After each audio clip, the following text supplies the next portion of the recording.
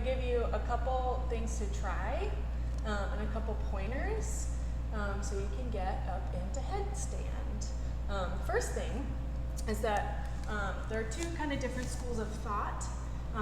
Most of the time when you're doing a yoga headstand, you're creating this little foundation or this pyramid for you to put most of the weight in your forearms, and then the balance point is going to be the crown of your head. So I always tell people the best way to find the crown of your head is to take the heel of your hand, put it between your eyebrows, and then wherever your middle finger hits, right around there, it's the flattest part of your skull. That's going to be where you're putting your head on your mat.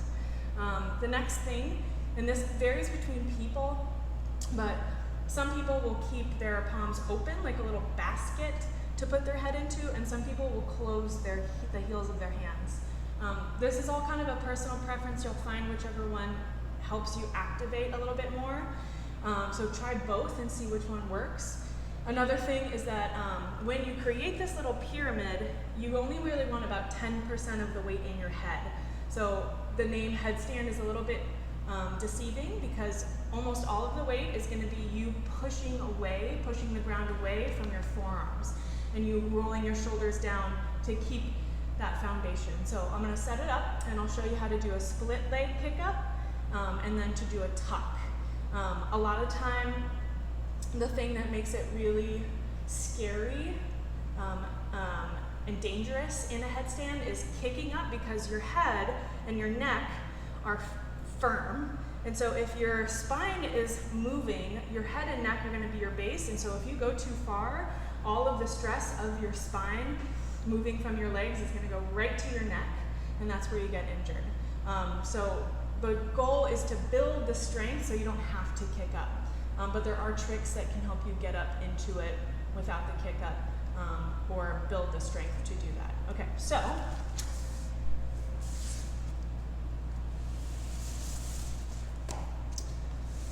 I'm going to put my mat up against a wall. And then the best way to start is like a downward facing dog on your forearms. So I'm going to set it up here. You want your elbows train tracked. And a good way to check this distance is to wrap your fingertips around your triceps.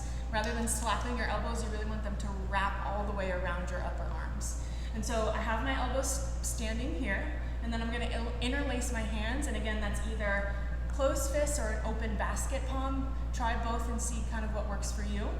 And so then I remember that point on my forehead or on my skull, and I'm going to place it in either my basket or in between the heels of my hands. And then my toes tuck under, and I'm going to lift my hips. And you can keep as much of a bend in your knees as you need, but you should feel your hips start to shift over your shoulders here. It's going to feel like you're going a little bit too far, but that's when you have to push back down into your forearms and feel your shoulders roll down and away. And then belly pulls up and in, and then this is where the split leg is going to start to help you. So moving the weight all the way out of your low body into your upper body. I can kick one leg up, and then if I'm on a wall, I can just wait to feel the wall behind me and then pull it up. And then the biggest thing that happens here is that you go banana back. And to fix that, you can keep one leg down on the ground and then feel your tailbone reach up. It's kind of like you're hollowing out your low belly or bringing your low ribs in together. So you can do that, or another split leg. You can bring one leg up, tuck the other one, and hug it in. That's going to help that banana back go away. And so it's okay if you can't quite figure out that engagement of your low back, but once you get here, continue to push down through your forearms, and then feel that scoop of your low belly. One at a time, you can hug your legs together and see if you can pull them away from the wall. And then always bringing one leg back down, and the other one, the counter pose. What do you want to do for a couple breaths afterwards? Knees out wide. Child's pose, hands forward, forehead down. Just a couple breaths there.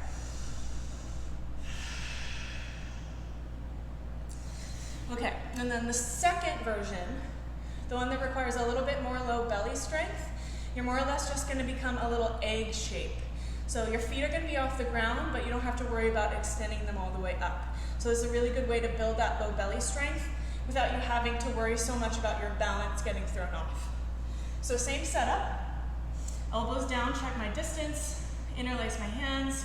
Remember that crown of my head, I'm going to set it down. Same setup, hips go high. Shift and walk your toes as far as you can to your elbows.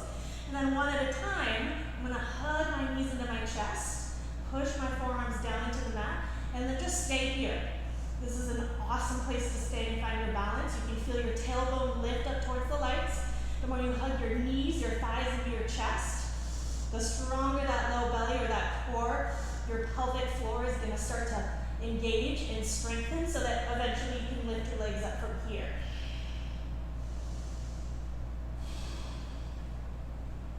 And again, always give yourself a couple breaths in child's pose afterwards to counter that.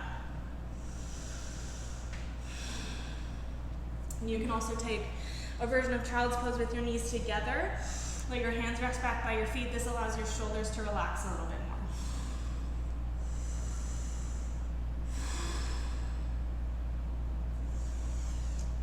And that's it. Let me know if you have any questions.